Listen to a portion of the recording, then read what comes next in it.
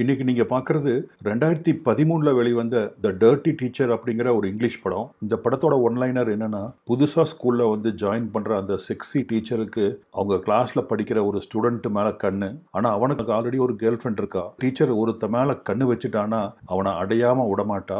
இவனை அடையறதுக்கு அவ என்னெல்லாம் ட்ரிக்கை யூஸ் பண்றா, அதுக்கப்புறம் என்னாச்சு அப்படிங்கிறத ரொமான்டிக்கா சொன்ன படம் தான் இது. சரி வாங்க இந்த படம் என்னங்கிறத பார்த்துடலாம். படத்தோட ஆரம்பத்திலே நம்ம கியூட்டான ஹீரோயின் ஜாமியா காமிக்கிறாங்க. அவ கிளாஸ் ரூமுக்கு வரா. அன்னைக்கு தான் அவளோட கிளாஸ் டீச்சரோட லாஸ்ட் டே. அவங்க வேற ஒரு ஸ்கூலுக்கு போறாங்க. அவங்களுக்கு பதிலா வேற எந்த சப்ஸ்டிடியூட் டீச்சர் வராங்க அப்படின்னு கேட்குறா. மாலி அப்படின்னு ஒரு புது டீச்சர் நாளையிலிருந்து உங்க கிளாஸுக்கு வருவாங்க அப்படின்னு சொல்றாங்க. அதே சமயத்தில் அந்த புது டீச்சர் மாலியை காமிக்கிறாங்க. அவ ஸ்கூலுக்கு வரா. அந்த ஸ்கூலோட பிரின்சிபல் மாலிக்கு அந்த ஸ்கூலை சுத்தி காமிக்கிறாங்க. அந்த சமயத்துல தான் கிரவுண்டு பக்கம் வந்த மாலி அங்க விளையாண்டுட்டு இருக்க ஒரு பையனை பார்க்கறா. அவன் தான் நம்ம படத்தோட ஹீரோ டேனி. அவனை பார்த்ததும் இவளுக்குள்ள ஒரு ஸ்பார்க் பத்திக்குது. இவன் தான் நம்ம அடுத்த டார்கெட் அப்படிங்கிறத ஃபிக்ஸ் பண்ணிடுறா. ஆனா மாலிக்கு தெரியாது டேனியோட கேர்ள் ஃப்ரெண்டு தான் கியூட் ஹீரோயின் ஜாமி அப்படின்னு. அவங்க ரெண்டு பேரும் ஒரே கிளாஸ்ல தான் படிக்கிறாங்க. இவங்க ரெண்டு பேரும் அன்னைக்கு ரொம்ப சந்தோஷமா இருக்காங்க. என்ன காரணம்னு பார்த்தீங்கன்னா, அவங்க ரெண்டு பேரும் காதலிக்க ஆரம்பிச்சு நாளைக்கு தான் ஃபர்ஸ்ட் ஆனிவர்சரி. இந்த ஃபர்ஸ்ட் ஆனிவர்சரியில தான் டேனி ஜாமியோட சீலை உடைக்க போறான். அதுக்கான எல்லா ஏற்பாடும் அவங்க பண்ணியாச்சு. இப்ப வீட்டுக்கு வந்த ஜாமியை காமிக்கிறாங்க. வீட்டில் அம்மாக்கும் அப்பாவுக்கும் கொஞ்சம் தகராறு. அப்பா எப்போ பார்த்தாலும் பப்ஜிலேயே அவர் டைமை ஸ்பெண்ட் பண்ணிட்டு இருக்காரு. அவருக்கு வேலை போயிடுச்சு. வேற வேலை தேடாம எப்போ பார்த்தாலும் இந்த கேம்லயே உட்காந்து டைமை ஸ்பெண்ட் பண்ணிட்டு இருக்காரு. அதனால ஜாமியோட அம்மா தான் டபுள் ஷிஃப்ட் வேலைக்கு போய் இந்த குடும்பத்தை நடத்த வேண்டிய சூழ்நிலை. அவங்க குடும்பத்துக்குள்ளேயும் நிலைமை சரியில்லை, அவங்க ஃபைனான்ஷியலாகவும் நிலைமை சரியில்லை. இதையெல்லாம் ஜாமி கிட்ட எடுத்து சொல்லி, நீ எப்படியாவது கஷ்டப்பட்டு நல்லா படிச்சு ஒரு நல்ல யூனிவர்சிட்டிக்கு ஸ்காலர்ஷிப்ல போய் ஜாயின் பண்ணணும் அப்படின்னு பொண்ணுகிட்ட சொல்றாங்க. ஜாமிக்கு அவங்க அப்பா இப்படி வெட்டியா உட்கார்ந்துருக்கிறது கொஞ்சம் கூட பிடிக்கல. ஏதாவது வேலைக்கு போய் இந்த குடும்பத்துக்கு யூஸ்ஃபுல்லா இருக்கலாம்ல அப்படின்னு திங்க் பண்றா. ஆனா அது அவர்கிட்ட சொல்றதுக்கு பயம். மறுநாள் கிளாஸ்ல மாலி எல்லாத்தையும் இன்ட்ரோடியூஸ் பண்ண சொல்றா. அப்படி எல்லாரும் இன்ட்ரோடியூஸ் பண்ணிட்டு இருக்க, ஆனா அவ கண்ணு மட்டும் டேனி மேலேயே தான் இருக்கு. மற்றவங்க பேசுறது அவ காதுல கூட விழுகல. அவ கண்ணெல்லாம் டேனியவே சுத்தி வந்துட்டு இருக்கு. டேனியோட ரிப்போர்ட் கார்டை பார்த்த மாலி கிளாஸ் முடிஞ்சோன்னா அவனை தனியா இருக்க சொல்றா. அவன் ரிப்போர்ட் கார்டை காமிச்சு, நீ ஸ்டடீஸ்ல ரொம்ப வீக்கா இருக்க, நான் வேணா உனக்கு ஃப்ரீயா எக்ஸ்ட்ரா கிளாஸ் எடுக்கிறேன் அப்படின்னு சொல்லி அவனை கன்வின்ஸ் பண்றா. ஆரம்பத்தில் டேனியும் இதுக்கு ஒத்துக்கிறான். இப்போ அவன் பக்கத்தில் ரொம்ப நெருக்கமாக உட்காந்து ஸ்டடீஸை பற்றி டிஸ்கஸ் பண்ண ஆரம்பிக்கிறா. நாளையிலிருந்து நீ ஸ்பெஷல் கிளாஸுக்கு ஜாயின் பண்ணிக்கோ அப்படின்னு சொல்லும்போது தான், ஐயோ டீச்சர் நாளைக்கு என்னால் முடியாது, நாளைக்கு எனக்கும் ஜாமிக்கும் எங்கள் ரிலேஷன்ஷிப்போட ஃபர்ஸ்ட் ஆனிவர்சரி, அதனால் ஒரு பார்ட்டி வச்சுருக்கோம், என்னால் எக்ஸ்ட்ரா கிளாஸ் வர முடியாது டீச்சர் அப்படின்னு சொல்லிடுறான். இது மாலிக்கு சுத்தமாக பிடிக்கல. உள்ளுக்குள்ள இருக்கிற ஆத்திரத்தை வெளிக்காமிச்சுக்காம அவங்கிட்ட சிரிச்சு மழுப்புறான். அவன் ஃபோன் நம்பரை வாங்கி வச்சுக்கிறான். அதுக்கப்புறம் வீட்டுக்கு வந்தோடனே முதல் வேலையா அவனை பத்தின டீடைல்ஸ் எல்லாம் சோசியல் மீடியால தேடி பார்க்கறா. அவன் மூஞ்சி பாருங்க, மேட்ருக்கு அலையிற பூனை மாதிரியே இருக்கு பாருங்க. இந்த கிராமத்து பக்கத்துல எல்லாம் இந்த மாதிரி அலையிற பொம்பளைகளை ஓராட்ட பூனைன்னு சொல்லுவாங்க. ஓராட்ட பூனைனா மேட்ருக்கு அலையிற பூனைன்னு அர்த்தம். முதல் வேலையா அவங்க ரெண்டு பேர்த்தோட காதலையும் பிரிக்கணும் அப்படின்னு முடிவு பண்றா. அதுக்கு அவளுக்கு ஒரு ஐடியா ஸ்ட்ரைக் ஆகுது. அதன்படி மறுநாள் ஸ்கூல் அசைன்மெண்ட்ல ஜாமிக்கு சி கிரேடு கொடுக்குறா. ஆக்சுவலா ஜாமி நல்லா படிக்கிற பொண்ணு, நல்லா ஸ்கோர் பண்ற பொண்ணு. மாலி வேணும்ட்டே அவளுக்கு ரொம்ப கம்மி மார்க் கொடுக்குறா. கம்மி மார்க்னா தான் அந்த சி கிரேடு கொடுப்பாங்க. கிளாஸ் முடிஞ்சோன்னா மாலியை போய் மீட் பண்ணி, என் அசைன்மெண்ட்ல என்ன டீச்சர் தப்பு இருக்கு அப்படின்னு கேட்குறா. உன் அசைன்மெண்ட் தப்புங்கிறனால தான் உனக்கு சி கிரேட் போட்டிருக்கேன் அப்படின்னு மாலி அவளுக்கு பதில் சொல்ல, டீச்சர் நான் ரொம்ப புவர் ஃபேமிலியிலிருந்து வரேன், நான் நல்லா படித்தாதான் எனக்கு ஸ்காலர்ஷிப்பில் ஒரு நல்ல யூனிவர்சிட்டியில் எனக்கு இடம் கிடைக்கும் அப்படின்னு பரிதாபமாக சொல்கிறா. அதை கேட்ட மாலி நக்கலாக சிரிச்சுட்டே, உனக்கு ஸ்காலர்ஷிப் கிடைச்சி நல்ல யூனிவர்சிட்டியில் போய் சேரணும்னா அதுக்கு நீ நல்லா படிக்கணும். இந்த அசைன்மெண்ட்டை இன்னைக்கு வீட்டில் போய் உட்காந்து எழுதி நாளைக்கு ரீசப்மிட் பண்ணு, கிரேட்ஸை பற்றி அப்புறம் பார்க்கலாம் அப்படின்னு சொல்கிறா. என்னால் இன்னைக்கு அசைன்மெண்ட்டை ப்ரிப்பேர் பண்ண முடியாது டீச்சர், எனக்கும் டேனிக்கும் இன்னைக்கு ஆனிவர்சரி, ஸோ அதை ஸ்பெண்ட் பண்ணுறதுக்காக நாங்கள் ரெண்டு பேரும் மீட் பண்ணிக்க போகிறோம் அப்படின்னு சொல்ல, அப்படியா, உனக்கு உன்னோட யூனிவர்சிட்டி கனவு முக்கியமா இல்லை டேனி கூட ஊர் சுற்றுறது முக்கியமா அப்படின்னு கோபத்தோட மாலி கேட்குறா.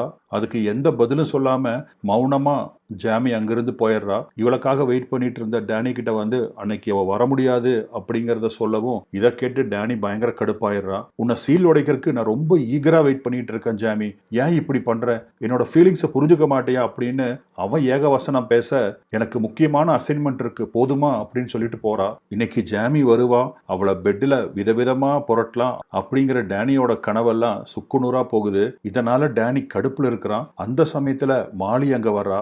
ரெண்டு பேரும் டின்னருக்கு போலாமா அப்படின்னு டேனியை பார்த்து கேட்கவும், போலா டீச்சர் அப்படின்னு சொல்லிட்டு அவ கார்ல ஏறி உட்காந்துக்கிறான். 2 பேரும் இப்போ ஒரு ரெஸ்டாரண்ட்டுக்கு வராங்க.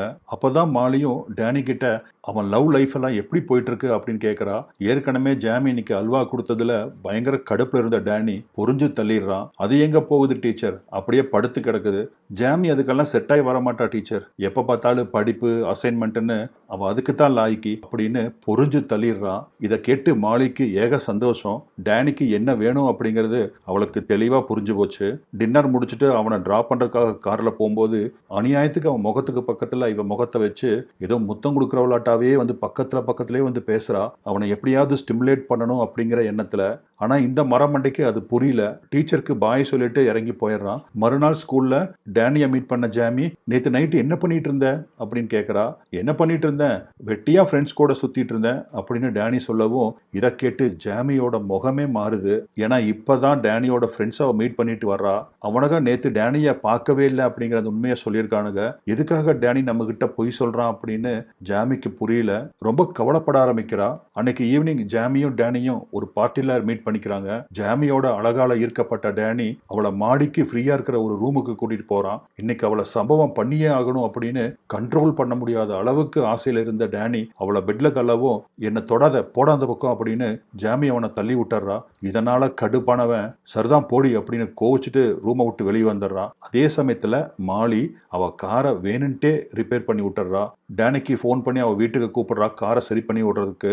டேனியும் வந்து அவ காரை ரிப்பேர் பண்ணி கொடுக்குறான். அவன் கையெல்லாம் அழுக்காயிருச்சு, சரி உள்ளவா கையை கழுவிக்கோ அப்படின்னு அவனை வீட்டுக்குள்ள கூட்டிட்டு போய் கையை வாஷ் பண்ணிட்டு வந்த டேனிக்கு ரொம்ப நெருக்கமா பின்னாடி நிக்கிறா. அவன் கையை கழுவிட்டு திரும்பவும் அவன் முகத்தோட முகம் வச்சு முத்தம் வைக்கிற மாதிரியே ரொம்ப க்ளோஸா அவன் பக்கத்துல வரவும் ஏற்கனவே டேனியோட தம்பி ரொம்ப நேரமா துள்ளிட்டு இருக்கான். இப்ப அவனால தம்பியை கண்ட்ரோல் பண்ண முடியாம மாலி மேல பாஞ்சிடறான். அப்புறம் என்ன, மாலி எதிர்பார்த்த மாதிரியே அவ வீட்டுல 2 பேரும் தரமா மேட்டர் பண்ண ஆரம்பிக்கிறாங்க. டீச்சர் வேற கும்மன் இருக்காளா.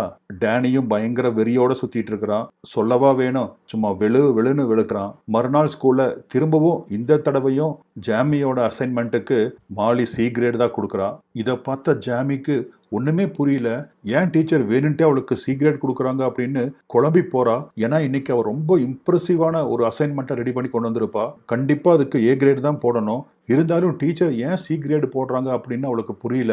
அவ ஃப்ரெண்ட்ஸு கிட்ட சொல்லி ஆதங்கப்பட நீ போய் டீச்சரை கேளு அப்படின்னு ஃப்ரெண்டும் அட்வைஸ் பண்றா. அதன்படி மாலியோட ஸ்டாஃப் ரூமுக்கு வந்த ஜாமி அங்க அவ பார்த்த காட்சியை பார்த்து அதிர்ச்சி அடைகிறா. அந்த ஸ்டாஃப் ரூமுக்குள்ளேயே மாலியும் டேனியும் ரொம்ப நெருக்கமா ஒருத்தர் முத்தம் வச்சுட்டு இருக்காங்க. இதை பார்த்த ஜாமிக்கு தூக்கி வாரி போடுது. ஏன் டேனி இப்படி நடந்துக்கிறான் அப்படின்னு அவ ரொம்ப கவலைப்படுறா. ஒருவேளை அவங்க 2 பேர்த்துக்குள்ள ஏதாவது அஃபைர் இருக்குமோ அப்படின்னு சந்தேகப்பட்டு டேனியை ஃபாலோ பண்ண ஆரம்பிக்கிறா. ஸ்கூல் முடிஞ்சோன்னா டேனி நேரா மாலியோட வீட்டு கதவை போய் தட்டுறான். அவனுக்கு தெரியாம அவனை ஃபாலோ பண்ணிட்டு வந்த ஜாமி காரை தூரத்துல நிறுத்திட்டு வீட்டுக்குள்ள போன டேனிய ஒளிஞ்சிருந்து விண்டோ வழியா உள்ள பாக்குறா. டேனி உள்ள வர்றான். மாலி அவனை வாரி அணைச்சு 2 பேரும் ரொம்ப ரொமான்டிக்கா இன்வால்வ் ஆயிட்டு இருக்காங்க. இதை பார்த்த ஜாமிக்கு கண்ணு கலங்குது. இதுக்கு மேல அங்க இருக்க பிடிக்காம அழுதுட்டே ஜாமி காருக்கு ஓடுறா. இதை டேனியும் பாத்துறான். மாலி கிட்ட சாரி சொல்லிட்டு ஒரு அவசர வேலையா போக வேண்டியது இருக்குன்னு சொல்லிட்டு வெளியே ஓடி வந்து ஜாமியை துரத்திட்டு வர்றான். ஆனா ஜாமி அங்கிருந்து கிளம்பி போயிடுறா. எப்படியோ அவளை துரத்தி பிடிச்சி அவளை நிறுத்தி நான் ஏதோ ஒரு வீக்னஸ்ல பண்ணிட்டேன், இனி ப்ராமிஸா இந்த மாதிரியான தப்பு நான் பண்ணவே மாட்டேன் அப்படின்னு அவகிட்ட கெஞ்சுன்னு கெஞ்சுறான். ஜாமிக்கு டேனியை பத்தி நல்லாவே தெரியும். அவனா இந்த தப்புக்கு போயிருக்க மாட்டா, எல்லாம் இந்த மாலியோட வேலையா தான் இருக்கு அப்படின்னு ஜாமி ரொம்ப கரெக்டா கெஸ் பண்றா. அதனால டேனியை மன்னிச்சு ஏத்துக்கிறா. மறுநாள் ஸ்கூல்ல டேனி மாலியை கண்டுக்காம போறான். இதை பார்த்த மாலிக்கு பயங்கர கடுப்பாகுது. நேத்து வரைக்கும் இழுத்த இழுப்புக்கெல்லாம் வந்துட்டு இருந்த டேனி இன்னைக்கு நம்மளை கண்டுக்காம போறான்னா கண்டிப்பா இந்த விஷயம் ஜாமிக்கு தெரிஞ்சிருக்கணும். அவனை பேசி கன்வின்ஸ் பண்ணியிருப்பா. அதனாலதான் நம்மளை கண்டுக்காம போறான். என்ன இருந்தாலும் அவன் கேர்ள் ஃப்ரெண்டு ரொம்ப யங்கு, நான் 40+ தாண்டினவு தானே, அதனால அவனுக்கு என் மேல இன்ட்ரெஸ்ட் போயிருக்கும் அப்படின்னு யோசிச்ச மாலி அதுக்கு ஒரு ஐடியா பண்றா. அதன்படி நேத்து ஜாமி சப்மிட் பண்ண அசைன்மெண்ட்டை சி கிரேட் கொடுத்துருப்பா இல்லையா, அதை இன்னைக்கு அடிச்சு ஏ கிரேடா மாத்தி ஜாமி கிட்ட கொண்டு வந்து கொடுக்குறா. மாலி எதிர்பார்த்த மாதிரியே ஜாமி பெருசா எந்த ரியாக்ஷனும் காமிச்சுக்கல. அப்படின்னா இவளுக்கு எல்லாமே தெரிஞ்சு போச்சு அப்படின்னு மாலிக்கு புரியுது. இங்க பாரு, இந்த டிராமா போடுற வேலையில எங்கிட்ட வேண்டாம், நீ செஞ்ச தப்ப நான் மன்னிக்கவே மாட்டேன் மாட்டேன் அப்படின்னு சொல்லிட்டு நீயும் உன்னோட கிரேடும் அப்படின்னு சொல்லி அந்த அசைன்மெண்ட் பேப்பரவே கிழிச்சு குப்பை தொட்டியில போட்டு போறா. என்னடி பண்ற அப்படின்னு அதிர்ச்சியா கேட்டுட்டு வந்த அவ ஃப்ரெண்ட ஒரு நிமிஷம் இரு வந்துடுறேன் அப்படின்னு சொல்லிட்டு ஜாமி டேனியை தேடி ஓடி வரா. இதோ பாரு டேனி, அந்த மாலி என்னை ரொம்ப டிஸ்டர்ப் பண்றா அப்படின்னு சொல்லி வருத்தப்பட, சாரி ஜாமி, இதுக்கெல்லாம் நான் தான் காரணம், இன்னைக்கு அந்த பிரச்சனைக்கு நான் ஒரு முடிவு கட்டுற, கவலைப்படாத அப்படின்னு சொல்லிட்டு மாலிக்கு ஒரு மெசேஜ் அனுப்புறான். என்ன ஒரு குறிப்பிட்ட பார்க்ல வந்து பாரு அப்படின்னு சொல்லி. அந்த மெசேஜை பார்த்த உடனே மாலிக்கு ஆனந்தம் தாங்க முடியல. டேனி நம்மளை இன்னும் லவ் பண்றான் அப்படின்னு நினைச்சிட்டு பயங்கரமா மேக்கப் எல்லாம் போட்டுட்டு அவன் சொன்ன இடத்துக்கு வர்றா. டேனி கூட ரொம்ப இன்டிமேட்டா இருக்கிறதுக்கு ட்ரை பண்றா. ஆனா டேனி மாலி கிட்ட இருந்து விலகி, இதோ பாரு மாலி, அன்னைக்கு நான் ஏதோ ஒரு வீக்னஸ்ல இருந்தேன், அதனால உன் கூட அந்த தப்பை பண்ணிட்டேன், இனியும் அந்த தப்பை என்னால கண்டினியூ பண்ண முடியாது, எனக்குன்னு ஒரு கேர்ள் ஃப்ரெண்ட் இருக்கா, ஒரு ஃபியூச்சர் இருக்கு, அதனால நம்ம 2 பேரும் பிரேக்கப் பண்ணிக்கலாம் அப்படின்னு ரொம்ப கேஷுவலா சொல்லிட்டு போயிடுறான். ஆனா மாலியால இதை ஏத்துக்கவே முடியல. அவ ஏற்கனவே ஒரு பாம்பு, கண்ணு வச்சுட்டானா கொத்தாம விட மாட்டா. இப்ப டேனி இப்படி சொல்லிட்டு போக இந்த பாம்புக்கு வரும் பாருங்க கோபம். எனக்கு கிடைக்காத நீ யாருக்கும் கிடைக்கக்கூடாது அப்படின்ட்டு அவ காருக்குள்ள ஏறி செவனேன்னு நடந்து போயிட்டு இருந்த டேனி மேல காரை ஏத்தி அவனை கொன்னே போடுறா. அவளுக்கு அவனை கொல்றது நோக்கம் இல்லை, அவனை கொன்னதுக்கு காரணம் அவன் மண்டைக்கு ஏறின அந்த ஆத்திரம். இப்போ அவன் செத்தும் போயிட்டான். அவன் பாடியை டிஸ்போஸ் பண்ணிட்டு அவன் உடம்புல ஏற்பட்ட ரத்த காயத்தை எல்லாத்தையும் ஒரு துணியில தொட்டி எடுத்துட்டு வந்து ஜாமி காரோட பம்பர்ல எல்லாம் தேய்ச்சி வைக்கிறா. அவங்கிட்ட இருந்து எடுத்துட்டு வந்த போனை ஜாமியோட காருக்குள்ளேயும் போட்டுடுறா. இப்ப எல்லா எவிடன்ஸுமே ஜாமிக்கு அகேன்ஸ்டா இருக்கு.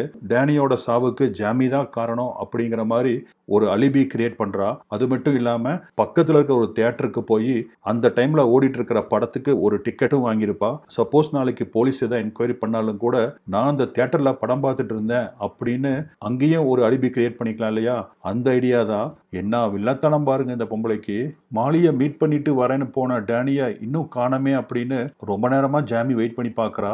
அவனுக்கு ஃபோன் பண்ணா ரிங்கு போயிட்டே இருக்கு, ஃபோன் எடுக்கல. அவன் எப்படி ஃபோன் எடுப்பான்? அவன் ஃபோன் தான் ஜாமியோட காருக்குள்ள கிடக்குது. நைட்டெல்லாம் வெயிட் பண்ணி பார்க்கறான், அவன் வரவே இல்லை. அதே சமயத்துல மறுநாள் ஜாமி அவளோட காரை எடுத்துட்டு ஒரு மெக்கானிக்கை போய் பார்க்கறா. டேனியை இடிச்சதால ஏற்பட்ட அந்த டேமேஜ் எல்லாம் உடனே சரி பண்றதுக்காக அவன் கேட்ட பணத்தை விட டபுள் மடங்கா கொடுக்கறா.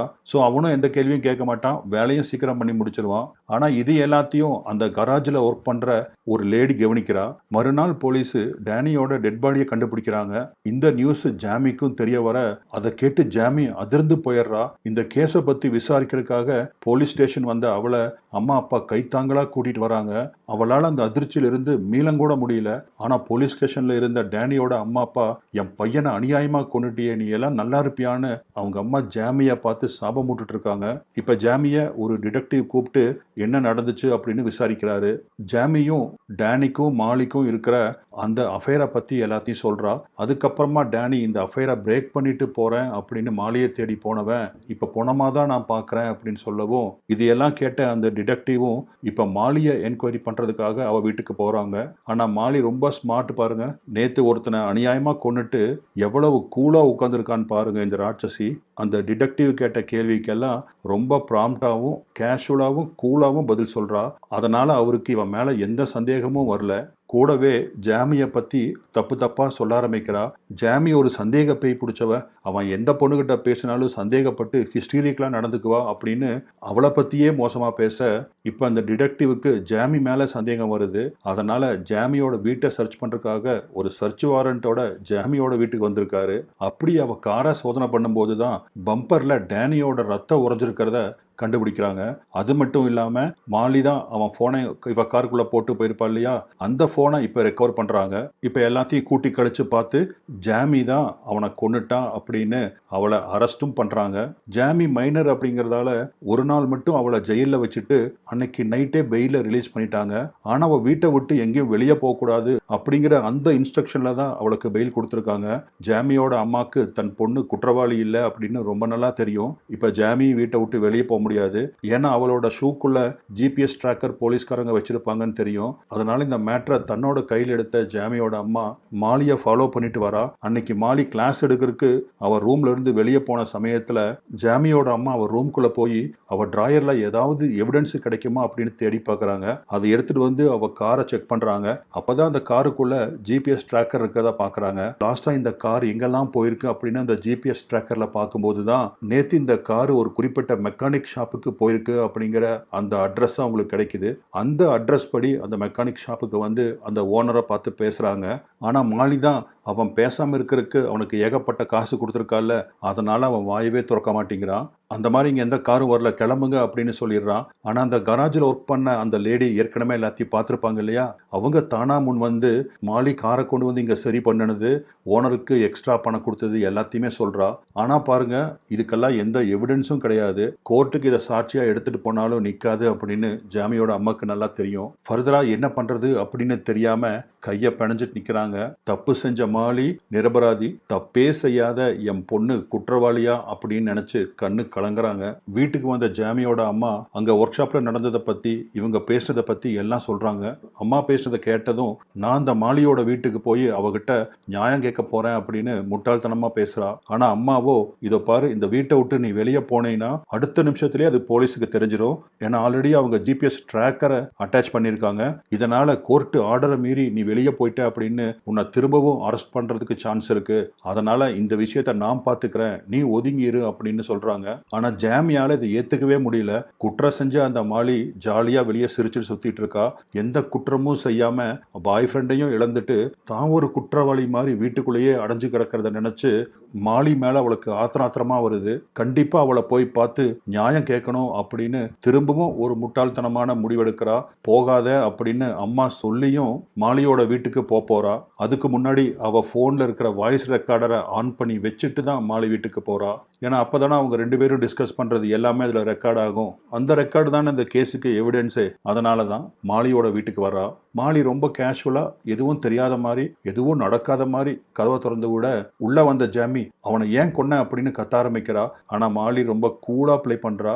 நீயே கொன்னுட்டு என்ன வந்து கேட்கறியா அப்படின்னு எல்லா பிளேமையும் ஜாமி மேலேயே திருப்புறா. அந்த சமயத்துல தான் ஜாமியோட பேக்கெட்ல இருந்த போனை மாலி கவனிச்சிடுறா. ஓ, போன் ரெக்கார்ட் ஆன் பண்ணி வச்சுட்டு எங்கிட்ட ஸ்டேட்மெண்ட் வாங்க வந்திருக்கியா அப்படின்னு சொல்லி அந்த போனை புடுங்கி ஒரே சில்லா உடைச்சு போடுறா. அதுக்கப்புறம் சைக்கோ தரமா கத்த ஆரம்பிக்கிறா. டேனி உன்னை விட என்னத்தான் லவ் பண்ணா, ஆனா நீ என்னை பத்தி ஏதோ தப்பா அவனுக்கு சொல்லி கொடுத்து என்னவே வெறுக்க வச்சுட்ட, உன்னை சும்மா விட மாட்டேன் அப்படின்னு கிச்சன்ல இருந்த ஒரு கத்தியை எடுத்துட்டு ஜாமியை அட்டாக் பண்ண வரா. கொஞ்சம் விட்டா குத்திருப்பா. அதுக்குள்ள அந்த டிடெக்டிவ் வீட்டுக்குள்ள வந்துடுறாரு. நான் ஏற்கனவே சொல்லியிருந்தேன் இல்லையா, அந்த போலீஸ்காரங்க அவ ஷூல ஜிபிஎஸ் ட்ராக்கரை அட்டாச் பண்ணி வச்சிருப்பாங்கன்னு. அந்த டிவைஸை ட்ராக் பண்ணிட்டு இருந்த டிடெக்டிவும் ஜாமி அவ வீட்டில இருந்து இங்க வரவும் அதை ஃபாலோ பண்ணிட்டு வந்துதான் இப்ப மாலிய கையும் களவுமா பிடிக்கிறாரு. மாலி பேசினது எல்லாத்தையுமே டிடெக்டிவும் கேட்டுட்டாரு. அதனால மாலி தான் குற்றவாளி அப்படிங்கிறது அவருக்கு தெரிஞ்சு போச்சு. இதை தெரிஞ்சுக்கிட்ட மாலி அந்த டிடெக்டிவையும் உயிரோட விடக்கூடாதுன்னு சொல்லி தடுக்க வந்த அவரை அட்டாக் பண்ணிட்டு அங்கிருந்து ஓட பார்க்கறா. அடிபட்டு கீழே விழுந்த அந்த டிடெக்டிவோட பாக்கெட் இருந்த கன்னை எடுத்த ஜாமி வானத்தை நோக்கி சுடுறா. நீ நிக்கலன்னா அடுத்தது உன்னதான் சுடுவேன் அப்படின்னு சொல்லவும் கரெக்டா அந்த சமயத்துல அந்த வீட்டை ஏகப்பட்ட போலீஸ் ஜீப் சுத்து போட்டுருது. இதனால தப்பிக்கிறதுக்கு வழி இல்லாத மாலி போலீஸ் கிட்ட மாட்டிக்கிறா. இப்ப ஜெயில இருக்க மாலியை காமிக்கிறாங்க. அவ சகஜமா மத்த கைதியை கூட பேசி சிரிச்சிட்டு இருக்கா. அப்பதான் ஒரு டிவி நியூஸ் மூலமா இவளை பத்தி நிறைய இன்ஃபர்மேஷன் கிடைக்குது. அந்த மாதிரி இதுக்கு முன்னாடி அவளோட ஸ்டூடெண்ட்ஸ் கிட்ட ஏகப்பட்ட அஃபேர் அவளுக்கு இருந்திருக்கு. அவளுக்கு யாரை பிடிக்குதோ அவங்கள எப்படியோ ட்ராப் செட் பண்ணி அவ வலையில உழுக வச்சிருவா. இதனால பிரச்சனை ஆகிதான் அவ இதுக்கு முன்னாடி ஒர்க் பண்ணிட்டு இருந்த ஸ்கூல்ல இருந்து இங்க டிரான்ஸ்பர் வாங்கிட்டு வந்திருப்பா. இவளால பாதிக்கப்பட்ட ஸ்டூடெண்ட்ஸ் எல்லாம் மாலி எவ்வளவு மோசமானவோ அப்படிங்கிறத இன்டர்வியூ கொடுக்குறானுங்க. இதெல்லாம் பார்த்த மாலி, நான் எவ்வளவு பெரிய ஆளுங்கிறத பாரு அப்படின்னு வெற்றி சிரிப்பு சிரிக்கிறா. மாசங்கள் உருண்டோடுது. இப்போ ஜாமிக்கு அவ எதிர்பார்த்த மாதிரியே ஒரு நல்ல யூனிவர்சிட்டியிலிருந்து ஸ்காலர்ஷிப்போட படிக்கிறதுக்கு சீட்டு கிடைக்குது. இந்த சந்தோஷத்தை ஜாமி அம்மா கிட்ட பகிர்ந்துக்கிறா. இதோட இந்த படமும் முடியுது. படம் நல்லா இருந்துச்சுலங்க. நம்ம மீண்டும் அடுத்த பதிவில் சந்திக்கலாம். நன்றி.